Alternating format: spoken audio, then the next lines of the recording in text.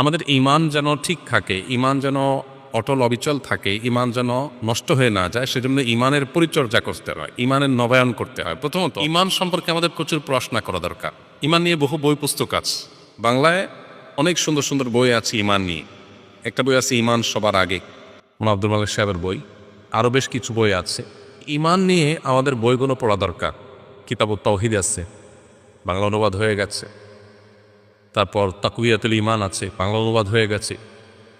তো ঈমান নিয়ে আমাদের বইগুলো যত বেশি পাঠ করব, তত আমাদের ঈমান নষ্ট হওয়ার কারণ কি, ঈমানের জন্য ক্ষতিকর বিষয় কি, ঈমানের বিষয়গুলো কি, সেগুলো আমরা জানতে পারবো। এগুলো যত বেশি জানা যাবে, তত বেশি ঈমান সেভ করতে পারবো, নিরাপদ রাখতে পারবো।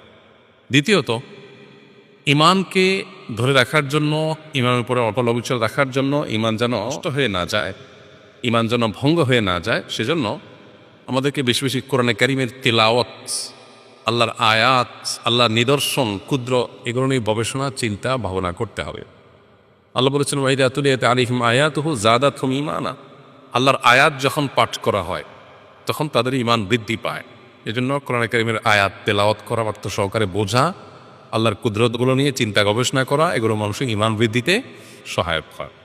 পাশাপাশি ঈমান সংরক্ষিত রাখার জন্য কিছু দোয়া নবীজি শিখিয়েছেন, যেমন রব্বানা লা তুযিগ কুলুবানা বা'দা ইয হাদাইতানা ওয়া হাব লানা মিন লাদুনকা রাহমা ইন্নাকা আনতাল ওয়াহ্হাব। এটি কোরআন কারীমের একটা দোয়া, যার অর্থ হলো, হে আমাদের রব, আমাদেরকে আপনি হেদায়েত দেওয়ার পর অন্তরগুলোকে আর বক্র করে দিবেন না, বিভ্রান্ত করে দিবেন না। আপনি সবকিছু দানশীল, সবকিছু দান করে থাকেন।